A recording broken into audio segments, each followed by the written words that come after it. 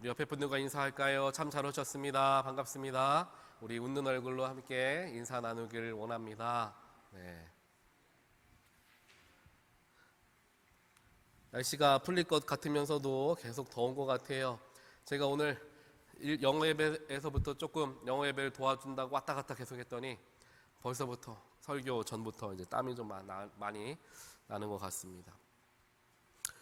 오늘 우리가 함께 예배를 드리면서 기도로 예배를 시작하고 찬양으로 예배를 시작하는데요.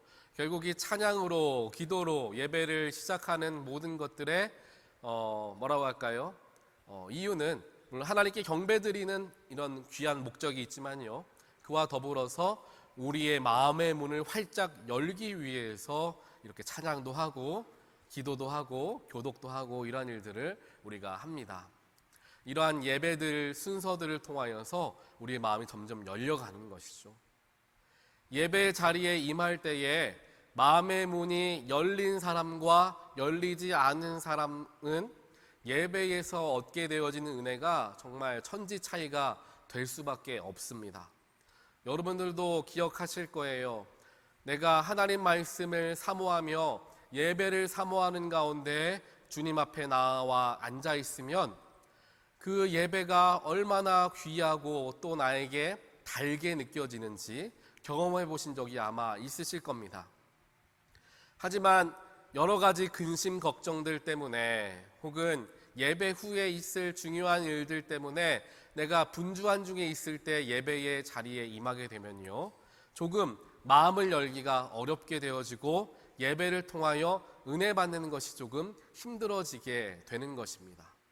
그렇기 때문에 우리의 마음의 문을 여는 것이 굉장히 요즘 사람들은 이렇게 이야기하더라고요. 굉장히 중요하다라고 하는 거죠. 마음의 문을 여는 게 그렇게 중요합니다. 오늘 우리가 함께 보았던 누가복음 24장 45절을 처음 읽었던 말씀 함께 보시면요, 뭐라고 기록하냐면 그때에 예수께서는 성경을 깨닫게 하시려고 그들의 마음의 문을 열어주셨다 라고 이야기합니다. 성경을 깨닫게 하시려고 그들의 마음을 열어주시고 표현하죠. 여기서 순서가 바뀌었지만 먼저 와야 되는 것은 그들의 마음을 열어주셨다, 그리고 성경을 깨닫게 되었다, 이게 순서가 될 거예요. 즉 우리가 성경을 깨닫기 위해서 가장 필수적으로 해야 하는 선행 단계는 뭐냐면 바로 마음을 여는 거예요. 반대로 이야기하면은 마음이 열려져 있지 않으면 성경을 깨닫기가 불가능하거나 굉장히 어렵다라는 거예요. 그 예수님께서도 제자들을 가르치실 때 이러한 방법들을 사용하시는 겁니다. 사실 예수님께서 수많은 기적과 이적을 일으키시는 사역들을 감당하셨고 죽은 자를 살리시고 병든 자를 고치시는 일들을 하셨는데 그것 자체가 목적이 아니라 그것을 통하여서 온 백성들이 예수가 메시아라는 것을 믿게끔 하는 도구로 사용하셨죠. 그리고 예수님께서 가르치시는 예수의 복음이 그들에게 온전하게 깨우쳐질 수 있도록 하신 마음을 여는 일로서 그 기적과 이적을 예수님께서는 사용하셨다라는 겁니다. 또 예수님께서 어떤 사람을 만나시면서 먼저 그에게 복음을 받으라, 내가 메시아인 줄 믿어라 라고 직접적으로 말씀하신 게 아니라 먼저 그들의 마음의 문이 열릴 수 있도록 그들에게 접근하십니다. 그래서 너가 왜 이렇게 근심된 얼굴로 있느냐 먼저 물으시는 거죠. 네가 왜 이렇게 더운 한낮에 사람들 다 집에 피신해 있을 때 홀로 우물가에서 물을 기르고 있느냐, 나에게 물을 좀 다오 라고 이야기하며 먼저 그의 인격에 다가가시는 거예요. 베드로에게도 마찬가지입니다. 너는 네가 나를 사랑하느냐라고 예수를 3번이나 배신하였던 베드로에게 물으시죠. 예수님의 방법은 항상 이와 같았어요. 내가 너희 집에 좀 유화해야 되겠다. 내가 너와 함께 식사를 하길 원한다. 이런 식으로 한다라는 거예요. 그러다 보면 자연스럽게 예수님을 만난 사람들은 자신의 삶에 대하여서 예수님께 고백하기 시작하고, 고백하다 보니까 이분이 예수님이구나 라는 것을 깨닫게 된다는 것입니다. 오늘 말씀 이전에 나와 있던 말씀은 이제 엠마오를 향하여 터벅터벅 돌아가는 두 명의 제자에 대한 이야기가 잠깐 짤막하게 이제 기록이 되고 있습니다. 예수님께서 십자가에 달려 돌아가시고 그렇게 믿고 신뢰하고 이스라엘의 왕이 되어서 우리 이스라엘을 다시금 회복시켜 주실 위대한 왕으로 생각하고 3년 동안 따랐던 그 예수님이 그렇게 힘이 없이 십자가에서 죽으신 것을 보고 큰 실망함 때문에 이제 고향 땅으로 살 길을 찾아 돌아가는 두 제자를 예수님께서 만나 주시죠. 부활하신 예수님 만나시는 겁니다. 그리고 그 예수님이 부활하셨는데 제자들은 그분이 예수님인 줄을 알지를 못합니다. 그러다가 예수님께서 한참 그들과 대화하시고 식사를 나누시고 성경에 대하여서 이야기하는 과정 속에서 예수님, 그분이 바로 부활하신 예수님이구나 라는 것을 이 제자들이 깨우치게 돼요. 그 깨우치는 순간 예수님이 사라지시죠. 그래서 그 부활하신 예수를 만났다라는 기쁜 소식을 가지고 엠마오를 향하여 갔던 발걸음을 돌이켜서 이제 예루살렘으로 돌아와 남은 제자들에게 예수님이 살아계십니다 라고 전하여 주려고 왔던 장면이 바로 오늘 말씀 이전 장면이에요. 그 이후에 이제 예수님께서 남겨진 11명의 제자들에게 나타나셔서 그들에게 말씀하시면서 너희들의 앞으로의 소명은 무엇이다? 나의 제자로서 살아가는 길은 이와 같아야 할 것이다. 예수님의 제자의 길을 알려주십니다. 그게 바로 45절 이후부터 나와 있는 말씀인데요.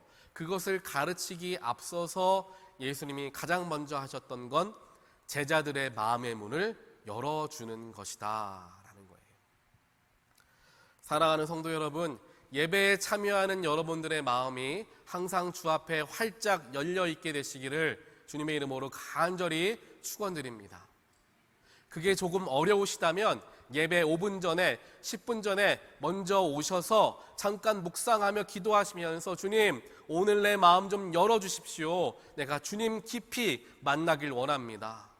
주님께서 나에게 말씀하시는 수많은 이야기들 내가 놓치지 않고 다 듣기를 원합니다. 그렇게 되기 위해 내 마음 문 좀 열어주십시오 라고 예수님께 5분 10분 먼저 와서 기도하며 묵상하며 예배를 시작한다면 하나님께서 너무나 기뻐하실 것 같아요. 사랑하는 내 아들이, 사랑하는 내 딸이 내 이야기 잘 듣게 해달라고 이야기하는 그 기도하는 모습이 얼마나 보기 아름답겠냐라는 거예요. 아마도 하나님께서 더 큰 은혜, 더 큰 축복 주시리라 믿습니다. 그만큼 사모하는 자를 만나시는 분, 부르짖는 자를 찾으시는 분이 바로 우리 아버지 하나님이다라는 것을 우리는 늘 기억해야 합니다. 아빠의 이름을 힘차게 불러야지 아빠가 그 소리를 듣고 자녀들에게 가서 그의 필요를 채워주는 것과 같이, 만약에 우리가 조용히 아빠를 부른다면 혹은 부르지 않고 내 힘으로 하려 발버둥 친다면 우리 아빠는 그걸 듣지 못하기 때문에 도와줄 수 없을 때가 있다라는 것을 우리가 기억하지 않습니까? 그렇기에 그 간절함과 마음의 문을 열고자 하는 노력들을 우리는 해야 할 것입니다. 그렇게 제자들에게 마음의 문을 열게 하시고 성경 말씀을 이야기해 주십니다. 46절부터 쭉 나오죠. 이 성경 말씀은 무엇이냐 하면은 예수님이 바로 메시아 그리스도가 되시는데, 그리스도는 고난을 겪고 이제 십자가에서 죽게 되는 것이, 고난을 겪은 후에 죽게 되어서 사흘 때 되는 날에 부활하게 될 것이다. 그래서 그 이름을 믿는, 그 메시아라는 이름을 믿는 모든 자들에게는 죄 사함이 임하게 될 것이다 라는 성경 말씀을 먼저 말씀하시고 그 말씀을 풀어주십니다. 그런데 그 말씀을 풀어주시면서 제자들에게 특정한 의도를 가지고 그 말씀을 선택하시고 풀어주십니다. 이 말씀을 선택하신 예수님의 의도는 무엇이냐 하면 바로 이 소식을 여기 앉아있는 11명 나의 사랑하는 제자들이 이제 다른 이들에게 전해야 한다라는 이야기를 하기를 원하셨던 거예요. 예수님께서 메시아가 되시어 그 메시아가 십자가에서 고난을 당하시고 죽임을 당하신 후에 그 어린 양이 사흘 만에 부활하셨다라는 그 기쁜 소식, 또한 그 부활하심으로 말미암아 우리 모든 인류의 죄들을 한 번에 다 해결하셨다라는 그 놀랍고도 기쁘고도 복된 소식을 전해야 될 사명이 너희들에게 이제 주어지게 될 것이다 라고 예수님께서는 말씀하고 계시는 거예요. 결국 예수님의 제자로서 살아가는 사람들에게 주어진 가장 큰 소명은 무엇이냐? 바로 복음 전파하는 소명, 생명 살리는 소명, 전도하는 소명이 되어진다라는 것입니다. 가끔씩 많은 분들이 하나님을 기쁘시게 하려면 어떻게 해야 할까라는 생각을 하거나 물으시는 분들이 계십니다. 물론 내가 하나님 앞에 경건하게 또한 죄짓지 않고 살아가는 모습 속에서도 하나님 기쁘게 할 수 있겠죠. 하지만 하나님을 가장 기쁘게 해드릴 수 있는 방법은 분명히 성경에 기록이 되어 있어요. 바로 어둠 속에 있는 영혼들을 빛 가운데로 데리고 나오는 것, 즉 죽음 가운데 슬피 울고 있는 자들이 생명의 길을 몰라 어찌할 바를 모르며 어둠 속에 헤매는 자의 손을 붙들고 끌고 나와 빛 가운데로 인도하는 길, 그 생명의 길로 인도하는 것, 그것이 바로 하나님이 가장 기뻐하시는 것이다. 천국에서는 잔치가 일어난다 라고 분명하게 우리 성경 말씀에서는 이야기하고 있습니다. 그렇다면 하나님을 가장 기쁘게 해드릴 수 있는 방법은 분명한 것이죠. 생명 구원하는 일, 쉽게 이야기하면 전도입니다. 그런데 이 전도라는 말이 굉장히 어려워요. 왜냐하면 전도해야 합니다라고 교우분들에게 이야기하고 전도에 대하여서 서로 대화를 나누다 보면 대다수의 분들이 그렇게 이야기해요. 목사님, 제 주변에는 다 믿는 사람밖에 없어가지고 전도가 어려워요 라는 분들 많이 계십니다. 저도 그래요. 제 주변에 있는 사람만 보면 다 예수 믿고 다 교회 다녀요. 그런데 거기에 한 걸음 더 나아갈 수 있어야 되겠죠. 그래서 그리스도인들이 세상에서는 하나님 모르는 사람들과 더 깊은 관계를 맺으려고 의도적으로 노력을 기울일 수 있어야 되는 거예요. 내가 예수 믿는 사람으로서 세상 속에서도 구별되어지기 위해 예수 믿는 사람들하고만 내가 지내겠다. 좋은 의도인 것처럼 보이지만요, 그것은 비슷한 사람들 속에 내가 숨어들겠다라는 것과 마찬가지일 수 있다라는 거예요. 예수님께서는 그러라고 우리에게 믿음 주시지 않았습니다. 예수님께서는 그러라고 십자가에서 물과 피를 쏟으시면서 우리를 구원하시는 게 아니에요. 예수님이 우리에게 복음을 주신 이유, 구원을 허락하여 주신 이유는 너희들이 이제 나아가서 그 복음을 전하라는 목적을 가지고 우리에게 그 은혜를 먼저 허락하여 주신 거죠. 그렇기에 그것을 감사함으로 기쁨으로 받았다면 이제 그 소식을 모르는 자들에게 나아가 그 소식을 전해야 되겠죠. 혹은 교회를 다니기는 했지만 믿음이 깊이 있게 자리 잡지 못하여 예배를 등한시하거나 또한 교회를 쉬고 계시거나 이러한 분들이 정말 우리 주변에 많습니다. 정말 많아요. 그런 분들에게 보통 물어보면 교회 다니세요라고 하면은 교회 다녀요라고 얘기해요. 그러면 그냥 뒤로 물러서면은 이제 거기서 끝나는 거예요. 근데 어느 교회 다니세요? 뭐 교회에서 어떤 사역 하시나요? 뭐 이렇게 조금 더 깊이 있게 물어보면 이렇게 이야기하시는 분들이 많아요. 제가 어디 교회 출석하는데 팬데믹 지나가면서 교회를 잘 참여하지 못하고 온라인 예배 많이 드려요 라고는 이야기들을 듣게 되는 경우가 많습니다. 그러면 그분에게 권면할 수 있어야 되죠. 그러면 다시 그 교회에 나가셔서 꼭 예배에 참여하시길 바랍니다. 온라인으로 드리는 예배와 직접 나아가 대면 예배 드리는 건 큰 차이가 있습니다 라고 이런 이야기해 드릴 수 있겠죠.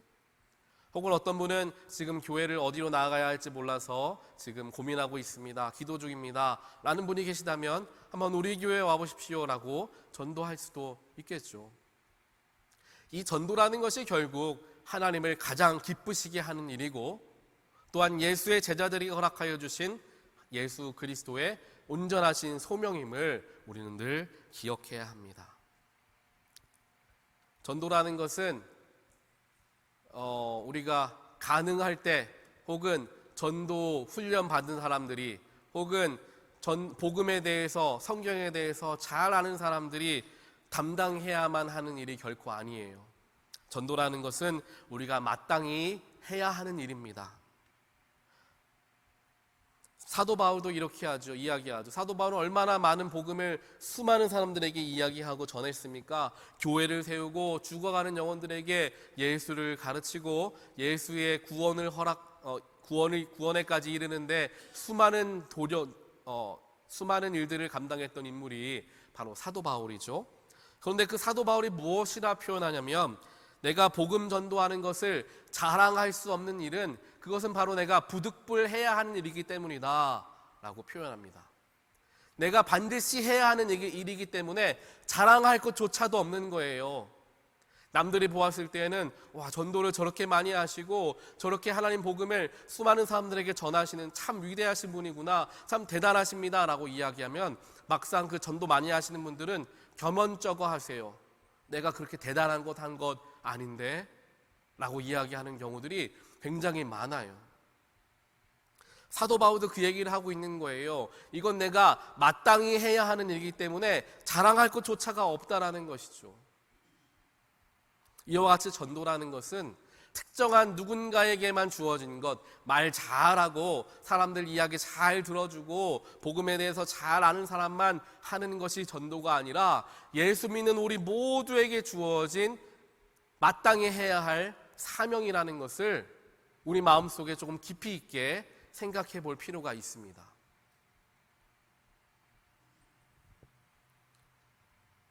제가 지난주부터 제자의 길 시리즈 설교 말씀들을 전하고 있고, 이번 이제 3주간, 오늘 빼면 3주가 더 남아 있습니다. 제자의 길, 예수의 제자가 되어가는 길, 그 길은 결코 쉬운 길은 아니죠. 하지만 그 길이 어떠한 길인지 우리가 알아야지 그 길을 가지 않겠습니까? 또한 제자라고 하니까 우리가 착각하는 경우가 있어요. 예수님의 12 제자들, 사도들을 이야기하고 목회자들 혹은 전도사들, 이러한 교회 리더들만 이야기하는 것이다라고 착각하는 경우가 있습니다. 하지만 그게 아니에요. 예수님의 제자라는 것은 예수를 구주로 믿은 모든 자들에게 주어진 놀라운 직분이다라는 거예요. 그 직분은 우리 모두에게 주어진 직분임을 기억하고, 우리 모두 여기 앉아 계신 모든 분들은 예수님의 제자라는 거예요. 그렇기에 오늘 11명의 제자들에게 예수님께서 말씀하신 이 내용의 말씀이 이 11명의 특별한 사람들에게 주어진 말씀이 아니라 우리 온 예수를 믿는 사람들에게 주어진 놀라운 소명임을 우리가 기억을 해야 한다는 거예요. 예전에 이 전도 폭발 훈련이라는 그 프로그램이 굉장히 유행했던 적이 있습니다. 그래서 교회에서 너도 나도 전도 폭발 훈련 많이 하는 걸 저도 봤고요. 저도 제가 섬기던 교회에서만 한 2번 정도 해봤던 것 같아요. 그래서 전도 폭발 훈련하고 길거리에 나가서 정말 전도 훈련해보고 이런 일들 정말 많이 했었습니다. 하지만 요즘에는 예전만큼 그렇게 하지 못하는 게 사실이에요. 왜냐하면 우리가 흔히 생각하죠. 예전만큼 우리가 나아가서 전도한다고 사람들이 오지 않습니다. 다른 방법들 찾아야 합니다 라는 생각들을 많이 가지고 있습니다. 그런데 저는 그렇게 생각해요. 전도 폭발 훈련을 통하여서 우리가 노방전도하고 또한 모르는 이들에게 복음을 전하는 일들을 하지 않습니까? 물론 옛날 80년대 90년대에 만약에 그렇게 전도했을 때 100명의 사람을 이제 전도를 할 수 있었다라고 하고, 지금 이 시대에는 그렇게까지 100명은 못하고 한 뭐 5명이나 10명 정도 할 수 있다라고 하더라도 5명의 영혼을 위해서, 10명의 영혼을 위해서 그것을 할 수 있는 마음가짐을 우리가 가져야 하지 않을까라는 생각을 해보게 돼요. 예전에 한 장로님이 그러한 말씀을 하신 적이 있어요. 마트에서 만난 어떤 분 잘 모르는데 그분이 어떤 물건을 고르는 일들을 잠깐 도와줬는데, 그렇게 해서 서로 이야기를 하기 시작했다는 거예요. 그러다가 어느 교회에 대해서 이야기하게 됐고, 어느 교회에 다니시냐는 이야기를 듣고, 그분이 장로님이라는 것을 듣고 나서 그럼 내가 장로님 교회 한번 나가보고 싶습니다, 이런 이야기를 했다는 거예요. 얼마나 우연한 일이에요. 별것 하는 것 없어요. 그 장로님이 그분 물건 찾는데 잠깐 약간의 도움을 주셨던 것밖에 없어요. 하지만 그곳에서부터 시작되어서 전도회까지 이르게 되는 놀라운 일이 일어나게 되는 것입니다. 한 영혼이 구원되어지는 놀라운 일이 일어나게 되더라라는 거예요. 그래서 그 전도 폭발 훈련, 예전에 있었는데 그 전도 폭발 훈련에서 좀 유명했던 한 집사님이 계세요. 한 이재명 집사님이라는 분이 계셨어요. 그분이 책도 쓰고 전도에 대해서 많이 이야기하신 분입니다.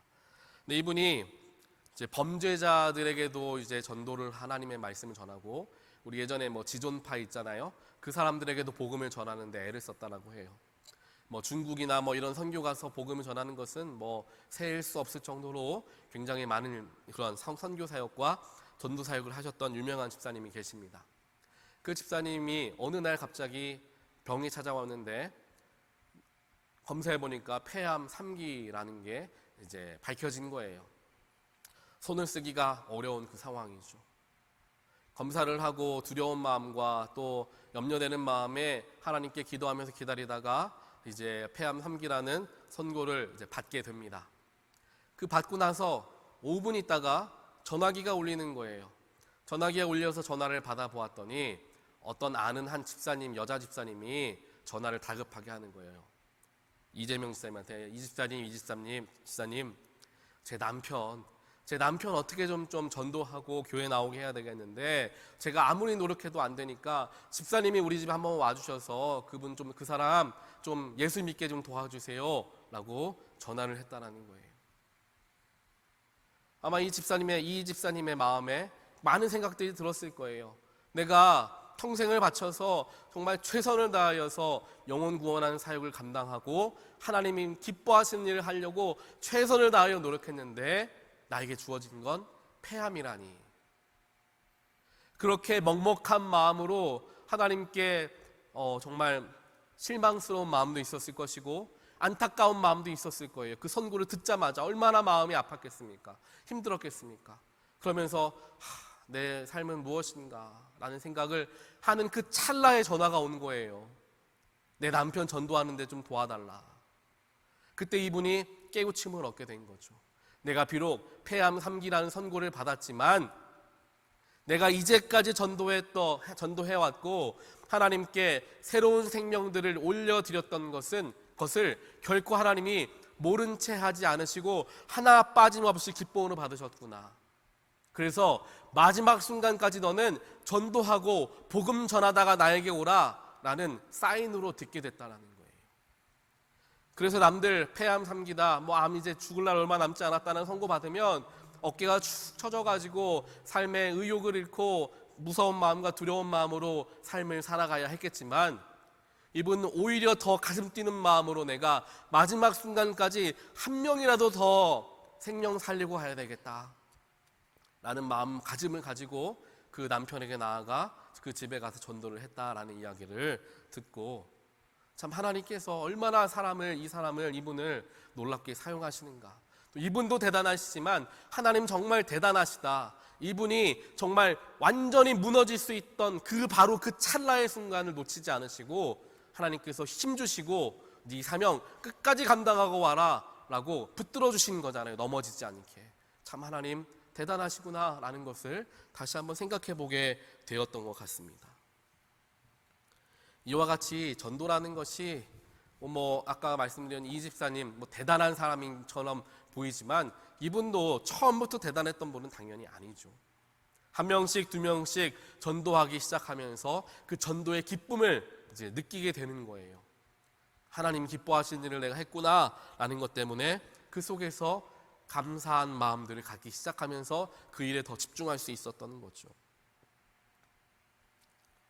그래서 이 전도라는 것이 몇몇 사람들에게만 주어지는 것이 아니라 오늘 이 자리에 앉아 계신 모든 분들에게 내 주변에 예수 믿는 사람 다 예수 믿는 사람밖에 없다라고 할지라도 우리에게 허락하여 주신 하나님의 마음임을 우리가 깨우치고 주변을 잘 살펴보면 분명 교회를 다니지 않는 분 혹은 오랫동안 출석하지 않아 이제 교회를 나가야 하는데 라는 불편한 마음을 가지고 계시는 분들 분명히 계실 겁니다.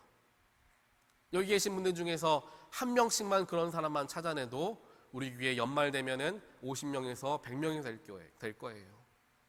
이게 어려운 것처럼 들리시죠? 하지만 하나님 분명히 도와주십니다. 우리가 마음 조금만 먹으면 그래 내가 주님 기뻐하시는 일 죽기 전에 하나라도 해보자. 죽을 때까지 내가 하나님 생명 살리는 일 한 번도 못했는데 내가 한 명이라도 한번 해보자 라는 마음을 가지면요 하나님이 붙여주세요. 필요한 사람 붙여주시고 그 영혼에 갈급한 사람을 보내주시는 거예요. 그 사람한테 내가 하는 것은 마음 먹는 것이고요 나머지는 하나님이 알아서 하시는 겁니다. 이거를 예수님이 제자들에게 가르쳐 주세요. 전도하는 것 너네가 하는 것 아니다. 너네가 말을 정말 잘해가지고 그 사람 마음을 변화시켜서 그들에게 복음 전하는 거 절대 아니다. 너네들이 잘해서 너네들이 잘나서 너네들이 언변이 좋아서 너네들이 믿음이 좋아 보여서 전도할 수 있는 게 절대 아니다라는 것을 예수님이 먼저 그들을 전도의 길에 보내시기 전에 가르쳐 주십니다. 그게 어디에 나와 있냐면은 오늘 말씀에 49절에 나와 있습니다. 나는 내 아버지께서 약속하신 것을 너희에게 보낸다. 그러므로 너희는 위로부터 오는 능력을 입을 때까지 이 성에 머물러 있어라 라는 거예요. 전도의 뜨거운 마음을 허락하여 주신 다음에 자 이제 나가서 전도해라 라고 했던 게 아니라 전도의 뜨거운 마음을 허락하여 주신 이후에 이 성에서 기다려라 라는 거죠. 예루살렘에 모여서 기다려라. 그래서 기다린 제자들이 어떻게 됐습니까? 120명의 신도들이 마가의 다락방에 모여서 예수님께서 말씀하신 성령을 기다리며 간절하게 기도하다가 성령님이 그 120명의 신도들에게 임하게 되죠. 그들이 방언을 하고 마음에 불붙는 것과 같고 예수를 전하고 싶은 마음이 굴뚝과 같이 되는 그러한 마음가짐을 갖게 되었을 때 비로소 세상으로 흩어지게 되어서 그 말 잘 못하는 배운 것 없어 보이는 베드로가 한마디 전도의 말을 한마디 이야기하니까 수많은 사람들이 회개하고 주 앞으로 나와 예수를 믿게 되는 놀라운 일들이 일어나게 되더라라는 거예요. 내가 뭔가 잘 되어서 내가 뭔가 잘나서 내가 말을 잘해서가 아닙니다. 못하지만 성령께서 함께 하시니까 할 수 있게 해주시는 거예요. 그렇잖아요. 우리가 말 조금 못해도 그 사람의 말에 진정성이 담겨 있는지 아닌지에 따라서 사람의 마음을 움직입니다. 100마디 말을 하지 않고 10마디의 말만 했는데 그 속에 그 사람의 마음을 다 담아서 모든 에너지들을 함께 모아가지고 담아내는 10마디의 말에 다른 사람들의 마음이 움직인다는 거예요. 한마디 한마디 꼭꼭 눌러가며 힘을 내어가며 이야기할 때에 사람들이 그 이야기에 움직인다는 거죠. 청산유수같이 술술술술 이야기하는 거, 다른 사람들의 마음을 현혹하면서 귀 즐거운 말들 하는 거 순간적으로 즐거움을 줄 수는 있을 겁니다. 하지만 사람을 변화시키지는 못해요. 하지만 짧은 말이라도 우리 그 사람 옆에 있는 사람 손 붙잡아가면서 우리 교회 같이 갑시다. 그 한마디에 성령께서 도와주시면 그 사람의 마음을 움직이는 거예요. 누군가가 나를 안타까워하고 나를 사랑하는 마음으로 내 손을 꽉 잡아가며 우리 교회 갑시다. 그 이야기가 마치 내가 잊고 살았던 예수님의 음성으로 듣고 주 앞으로 나오게 되는 일들이 일어날 수 있다는 거예요. 여러분들, 전도 결코 어려운 일이 아닙니다. 전도의 열매가 맺혀지느냐 맺혀지지 않느냐는 이제 하나님이 하시는 일이에요. 성령님이 하시는 일이에요. 내가 하는 것은 사명감을 가지고 외치는 거고 한마디 말 건네보는 것입니다. 베드로가 그 자리에서 수천 명의 사람들이 회개하고 눈물을 흘리면서 예수 영접하게 될 줄 아마 몰랐을 거예요. 그냥 하나님이 하라고 하셨으니까, 예수님이 하라고 하셨으니까 그 마음 가지고, 열정을 가지고 여러분들 예수 믿으십시오, 여러분들 회개하셔야 합니다 라고 외쳤는데, 성령께서 도와주시니까 수많은 사람들이 주 앞에 나와 엎드리고 회개하고 주님을 믿게 되는 일들이 일어나게 된다는 것입니다. 그건 베드로니까가 아니라 바로 저와 여러분에게도 얼마든지 그런 일들은 일어날 수 있다는 것을 꼭 신뢰하면서, 왜냐하면 내가 잘하기 때문에, 내가 위대하기 때문에가 아니라 우리 하나님이 위대하시기 때문에, 우리 성령님이 대단하시기 때문에, 우리 예수님이 나에게 힘주시기 때문에 가능한 일임을 내가 믿고 그 일들을 하나씩 하나씩 한번 실천하다 보면 분명히 하나님께서 우리에게 열매 맺게 하여 주실 것이라 믿습니다. 그래서 그냥 뜬구름 잡는 이야기가 아니라 우리 온 교우들이 이 마음을 가지고 함께 주변에 있는 사람들을 살펴보게 되었을 때, 또 그들에게 말을 전하게 되었을 때 분명히 하나님께서 여러분들의 삶 가운데, 또 그 관계 속에 예수 믿게 되는, 복음을 받아들이게 되는 놀라운 축복을, 능력을 함께 보여주시리라 믿습니다. 오늘 말씀을 우리가 함께 기억하시면서, 이 말씀 저와 여러분에게 오늘 하나님께서 허락하여 주신 말입니다. 누군가에게 이야기한 게 아니에요. 바로 나에게 이야기하신 겁니다. 여러분에게 이야기하시는 거예요. 이거 잘 들으셨으니까 한번 일주일 동안 꼭 한번 한 명이라도, 내가 한마디라도 한번 전해봐야 되겠다. 꼭 뭐 대단하게 예수는 어떤 분인가 설명할 것 없어요, 교회에 다니세요, 이 말만이라도 내가 한번 해봐야 되겠다 라는 마음을 가지고 살아간다면 정말 말씀으로 변화된 삶을 살아가는 거예요. 예전에는 예수님과 이만큼 거리가 떨어져 있었는데 다음 주에는 이만큼 더 가까워진 일을 여러분들이 하시는 거예요. 주님께서 참 기뻐하신 일을 여러분들이 하시게 되는 거라는 거죠. 얼마나 놀라운 일입니까? 여러분 교회 다니세요, 성도님 교회 다니세요, 이 한마디만 한번 해보시는 일들을 한번 한 주간 해보시길 바랍니다. 분명히 하나님께서 기쁨으로 우리의 노력을 받아주시리라 믿습니다. 우리 함께 같이 기도하겠습니다.